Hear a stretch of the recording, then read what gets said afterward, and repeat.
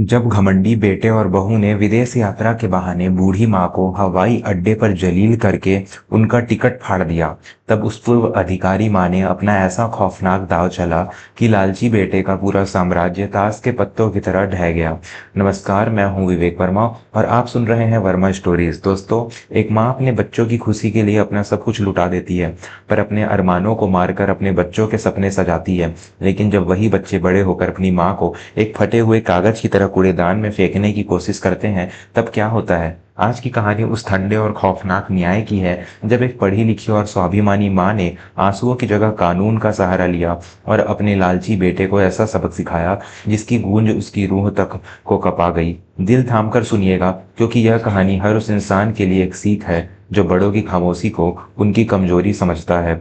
उत्तराखंड की शांत वादियों में बसे देहरादून के शहर के में भानुमती ना जी रहा करती थी। भानुमती जी राज्य के खजाना विभाग ट्रेजरी डिपार्टमेंट से वरिष्ठ कोषाधिकारी के पद से सेवानिवृत्त हुई थी। जीवन भर उन्होंने सरकारी खजाने का एक एक पैसे का सटीक हिसाब रखा था। उनके पति सुदर्शन जी का देहांत कई साल पहले हो चुका था।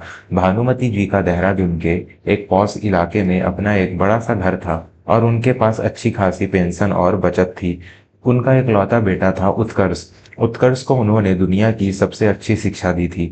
पढ़ाई के बाद उत्कर्ष ने एक बहुत ही आधुनिक और दिखावा पसंद लड़की देविका से विवाह कर लिया था। उत्कर्ष का सपना था कि वह मसूरी की पहाड़ियों में अपना एक शानदार और आलीशान होटल खोले। इस सपने को पूरा करने के लिए भानुमती जी ने अपनी जीवन भर की गाढ़ी कमाई से उसे करोड़ों रुपए दिए और बैंक के लिए गए उसके भारी कर्जे में खुद को प्रमुख जमानतदार प्राइमरी गारंटर भी बनाया। लेकिन जैसे ही उत्कर्ष का वह आलीशान होटल बनकर तैयार हुआ और उससे लाखों की कमाई होने लगी, उत्कर्ष और देविका का व्यवहार पूरी तरह से बदल गया। जो बेटा अपनी माँ के पैर छुए बिना घर से नहीं निकलता था, अब वह हफ्तों तक उनसे बात भी नहीं करता था। देविका तो बात बात पर उन्हें ताने मारती। भानुमती जी सब सहती थी, सिर्फ अपने छोटे से पोते 5 साल के चिराग के लिए। चिराग ही उनके जीवन का एकमात्र सुख था। कुछ महीने पहले उत्कर्ष ने घर में घोषणा की, माँ, अगले महीने हम सिंगापुर की यात्रा पर जा रहे हैं। चिराग की छुट्टियां हैं, उसे बहुत मजा आएगा। भानुमती जी का चेहरा खुशी से खिल उठा। उन्होंने सोचा कि शायद विदेश यात्रा के दौरान उनके और उनके बेटे के बीच की दूरियां कम हो जाएंगी। उत्कर्ष ने चालाकी से कहा, माँ, मेरे सारे पैसे तो होटल के नए काम में फंसे हुए हैं। क्या आप अपने उस विशेष bank card, premium credit card से हम सबकी यात्रा और होटल का खर्च दे देंगी? मैं अगले महीने आपको पैसे लौटा दूंगा। भानुमती जी ने बिना कुछ सोचे अपने कार्ड से लगभग 10 लाख रुपए का भुगतान कर दिया। पूरी यात्रा, सिंगापुर के सबसे महंगे होटल और घूमने फिरने की सारी व्यवस्थाएं उनके ही पैसों से की गई। भानुमती जी ने उत्साह से एक नया लाल रंग का सूटकेस खरीदा और अपनी एक छोटी सी डायरी में पूरी यात्रा का ब्यौरा लिख लिया। यात्रा का दिन आ गया। तड़के सुबह से वे सब देहरादून से गाड़ी में बैठकर दिल्ली के अंतर्राष्ट्रीय हवाई अड्डे इंटरनेशनल एयरपोर्ट पर पहुंचे। हवाई अड्डे की उस चकाचौंध में भानुमती जी अपना सूटकेस पकड़े बहुत खुश थी। उन्होंने सारे पासपोर्ट उत्कर्ष को दे रखे थे। वे सब कतार में खड़े थे कि तभी हवाई अड्डे के मुख्य द्वार से देविका के माता पिता और उसका भाई पुतिन अपने बड़े बड़े सूटकेस लेकर अंदर आते हुए दिखाई दिए। भानुमती जी थोड़ी हैरान हुई। उत्कर्ष ने अचानक कतार से बाहर निकलकर भानुमती जी को किनारे किया और उनकी आंखों में बिना कोई शर्म लाए बहुत ही रूखे स्वर से कहा, माँ, आपको आगे जाने की जरूरत नहीं है। आप सिंगापुर के इतने बड़े बाजारों और रास्तों पर नहीं चल पाएंगी। आपकी वजह से हम सब परेशान हो जाएंगे। देविका के माता पिता और उसका भाई पुनीत हमारे साथ जा रहे हैं। आप वापस देहरादून जाइए और मेरे होटल के निर्माण कार्य का ध्यान रखिए। वहां कामचोर मजदूरों को देखने वाला कोई नहीं है। यह सुनकर भानुमती जी के पैरों तले जमीन खिसक गई। उन्होंने कांपती आवाज में कहा, लेकिन उत्कर्ष, मैंने तो अपनी यात्रा की सारी तैयारी कर ली है और इस पूरी यात्रा के 10 लाख रुपए तो मैंने अपनी बचत से दिए हैं। तुम मुझे यहीं हवाई अड्डे पर छोड़कर देविका के घर वालों को मेरे पैसों पर कैसे ले जा रहे हो? देविका, जो पास की खड़ी थी, उसने व्यंग से हंसते हुए कहा, अरे माँ जी, आप वहां जाकर क्या करेंगी? भजन ही तो गाने हैं, वो घर पर गाइएगा। वैसे भी पुनीत की छुट्टियां थी तो हमने सोचा कि उसे ले चलते हैं। भानुमती जी ने अपने बेटे की तरफ देखा। उत्कर्ष, मेरा टिकट मुझे दो, मैं चिराग के साथ जाऊंगी। उत्कर्ष की आंखों में एक क्रूरता आ गई। उसने अपने हाथ में रखे कागजों में से भानुमति जी की यात्रा टिकट, बोर्डिंग पास निकाला और अपनी माँ की आंखों के सामने ही उस कागज को दो टुकड़ों में फाड़ दिया। उसने वे टुकड़े पास रखे एक कूड़ेदान में फेंक दिए और अपनी जेब से कुछ 100 के नोट निकालकर भानुमति जी की तरफ बढ़ाते हुए कहा, बहस मत कीजिए माँ, यह लीजिए टैक्सी का किराया और चुपचाप घर लौट जाइए। तमाशा खड़ा करने की जरूरत नहीं है। उत्कर्ष मुड़ा और देविका के घर वालों का स्वागत करने लगा। छोटा चिराग पूछ रहा था, पापा, दादी नहीं जा रही? तो उत्कर्ष ने झूठ बोल दिया, नहीं बेटा, दादी के पैरों में बहुत दर्द है, वो घर जा रही है।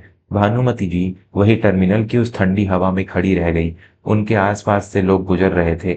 उनका अपना खून उन्हें सरेआम जलील करके उनके ही पैसों पर जश्न मनाने जा रहा था। भानुमति जी रोई नहीं, उनकी आंखों में आंसू की एक बूंद तक नहीं आई, लेकिन उनके सीने के अंदर का सारा वात्सल्य और ममता हमेशा के लिए जमकर बर्फ बन गई। जिस औरत ने जीवन भर सरकारी खजाने का हिसाब रखा हो, वह अपने आत्मसम्मान का हिसाब करना बहुत अच्छी तरह जानती है। भानुमति जी ने गहरी सांस ली, अपना सूटकेस सीधा किया और हवाई अड्डे के बाहर जाने के बजाय सीधे विमान कंपनी के यात्री सहायता केंद्र कस्टमर सर्विस डेस्क की ओर बढ़ गई। सहायता केंद्र पर एक युवती बैठी थी। भानुमति जी ने अपनी दमदार और स्पष्ट आवाज में कहा, मेरा नाम भानुमति है। मेरे बैंक कार्ड से एक परिवार की सिंगापुर की यात्रा बुक की गई है। मैं वह पूरी बुकिंग अभी इसी वक्त रद्द करना चाहती हूँ। युवती ने कंप्यूटर पर देखा और कहा, मैडम, इसमें तो 6 लोगों की टिकट और होटल शामिल हैं। अगर मैं अभी इसे रद्द करूंगी तो सारा पैसा वापस रिफंड नहीं मिलेगा और टिकट तुरंत अमान्य हो जाएंगे। भानुमति जी ने अपनी डायरी और अपना बैंक कार्ड मेज पर रखते हुए कहा, मुझे परवाह नहीं है कि कितना पैसा कटता है। जो भी पैसा नियम के अनुसार वापस मिल सकता है वो मेरे खाते में डालिए और इस पूरे पीएनआर को इसी सेकंड रद्द कर दीजिए। यह मेरा आदेश है। कीबोर्ड पर टाइप होने की आवाज भानुमति जी के कानों में किसी मधुर संगीत की तरह गूंज रही थी। युवती ने मुस्कुराकर कहा, मैडम, आपकी सारी उड़ानें और सिंगापुर के होटल की बुकिंग पूरी तरह से रद्द कर दी गई है। भानुमति जी धीरे से मुड़ी और हवाई अड्डे के एक किनारे पर लगी लोहे की कुर्सी पर जाकर बैठ गई। उन्होंने अपनी डायरी खोली और उस यात्रा के पन्ने पर एक गहरा लाल कांटा मार दिया। थोड़ी ही दूर पर उत्कर्ष, देविका और उसका भाई पुनीत सामान चेक इन करने के लिए काउंटर पर खड़े थे। उत्कर्ष हंसते हुए अधिकारी को पासपोर्ट दे रहा था। अचानक अधिकारी ने कुछ देखा, उसकी भौहें तन गई और उसने उत्कर्ष से कुछ कहा। उत्कर्ष का चेहरा अचानक पीला पड़ गया। वह अधिकारी पर चिल्लाने लगा। देविका घबरा गई। पुनीत अपना सिर खुजलाने लगा। भानुमति जी अपनी जगह से उठी और धीरे धीरे उनके पास पहुंची। उत्कर्ष ने उन्हें देखते ही चिल्लाते हुए कहा, माँ, यह सब क्या है? अधिकारी क्या कह रहा है कि हमारे सारे टिकट और होटल की बुकिंग रद्द हो चुकी है? क्या आपने कुछ किया है? भानुमति जी ने एक बेहद ठंडी और शांत आवाज में कहा, कोई मजाक नहीं है उत्कर्ष। तुमने मेरा टिकट फाड़ा था, मैंने तुम्हारी औकात फाड़ दी है। वह 10 लाख रुपए मेरी मेहनत की कमाई थी। मैंने अपना निवेश वापस ले लिया है। अब तुम अपने इन खास मेहमानों को अपने पैसों से सिंगापुर ले जाओ, अगर तुम्हारे पास पैसे हैं तो। देविका ने गुस्से से कहा, माँ जी, आप इतनी नीच हरकत कैसे कर सकती हैं? मेरे माता पिता का कितना अपमान हुआ है। भानुमति जी ने देविका की आंखों में आंखें डालकर कहा, अपमान क्या होता है? यह मैंने आज इसी हवाई अड्डे पर सीखा है देविका, और अभी तो यह सिर्फ शुरुआत है। भानुमति जी ने अपना सूटकेस घुमाया और बिना पीछे मुड़े हवाई अड्डे से बाहर निकल गई। वे सीधे दिल्ली के एक बहुत ही शानदार 5 स्टार होटल में गई। उन्होंने खुद के लिए एक बड़ा सा कमरा बुक किया और आराम से नहाने के बाद अपने बिस्तर पर बैठ गई। अब उनके अगले और सबसे खौफनाक वार की बारी थी। उन्होंने अपना फोन उठाया और देहरादून में अपने सबसे पुराने परिचित बैंक के मुख्य प्रबंधक, चीफ ब्रांच मैनेजर दयाशंकर जी को फोन लगाया। दयाशंकर भाई, मैं भानुमति बोल रही हूँ। अरे भानुमति जी, कहिए, कैसे याद किया? दयाशंकर जी ने सम्मान से पूछा। दयाशंकर भाई, उत्कर्ष ने जो अपने होटल के लिए 3 करोड़ का कर्जा लिया है, जिससे मैंने अपना देहरादून वाला घर जमानत गारंटी के तौर पर रखा है, उस कर्जे के कागजात में एक स्पष्ट शर्त थी कि अगर मुझे अपनी संपत्ति से कोई खतरा महसूस होगा तो मैं किसी भी वक्त अपनी जमानत वापस ले सकती हूँ। दयाशंकर जी थोड़े गंभीर हो गए। हाँ भानुमति जी, बिल्कुल ले सकती हैं, लेकिन अगर आप अपनी जमानत वापस लेंगी तो बैंक उत्कर्ष के उस पूरे व्यापारिक कर्जे को असुरक्षित, अनसिक्योर्ड मानकर उसे तुरंत नोटिस भेज देगा। उसे 15 दिन के अंदर पूरे 3 करोड़ रुपए नगद जमा करने होंगे, वरना बैंक उसका होटल नीलाम कर देगा।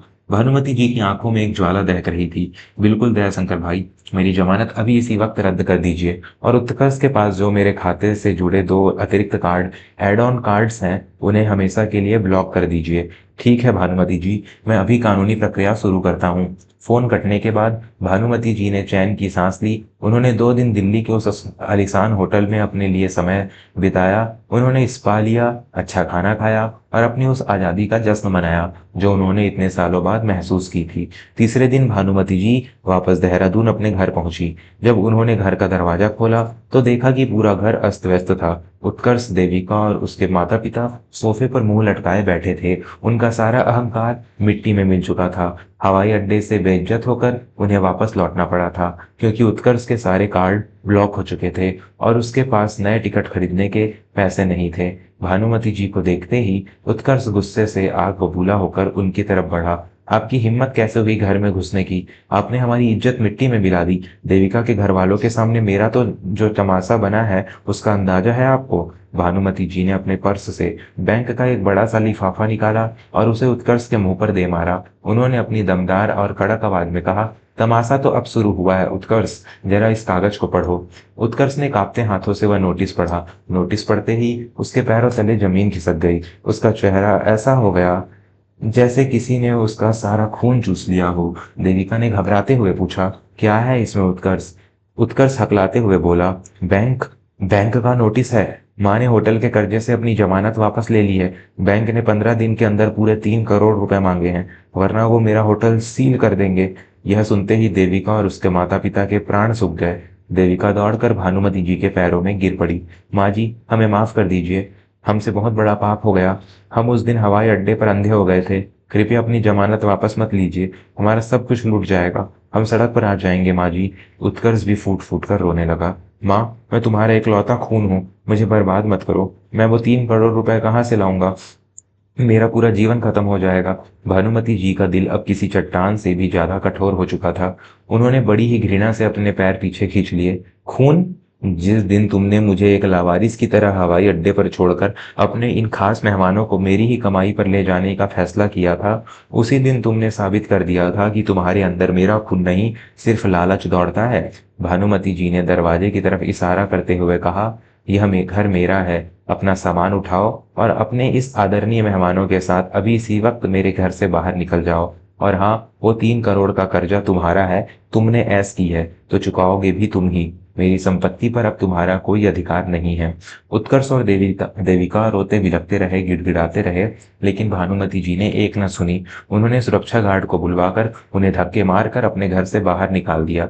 कुछ ही दिनों में बैंक ने उत्कर्ष के उस आलीशान होटल को सील कर दिया। कल तक जो बेटा अपनी दौलत और अपनी माँ के पैसों का घमंड करता था, आज वह बाजार के कर्जों तले दबकर पूरी तरह से सड़क पर आ चुका था। उसे एक छोटे से किराए के मकान में अपनी उसी घमंडी पत्नी के साथ रहना पड़ रहा था। वही भानुमति जी ने अपने जीवन की एक नई शुरुआत की। उन्होंने अपने घर को बेसहारा बुजुर्गों के लिए एक सहायता केंद्र बना दिया। वे अब शान से अपना जीवन जी रही थी। दोस्तों, माता पिता की खामोशी उनकी बेबसी नहीं होती, बल्कि उनका प्यार होता है। जब कोई संतान उस प्यार का गला घोटकर उन्हें कमजोर समझने की भूल करती है, तो याद रखिए, जिसने आपको चलना सिखाया है वो आपके घमंड को कुचलना भी बहुत अच्छी तरह जानता है। कैसी लगी आपको आज की यह दिल दहला देने वाली कहानी? क्या भानुमति जी का न्याय सही था? मुझे अपने विचार कमेंट्स में जरूर बताइएगा। मैं हूं आपका दोस्त विवेक वर्मा। कल फिर मिलूंगा एक नई और सच्ची कहानी के साथ, सिर्फ वर्मा स्टोरीज पर। तब तक के लिए अपनों का सम्मान करें और खुश रहें। धन्यवाद।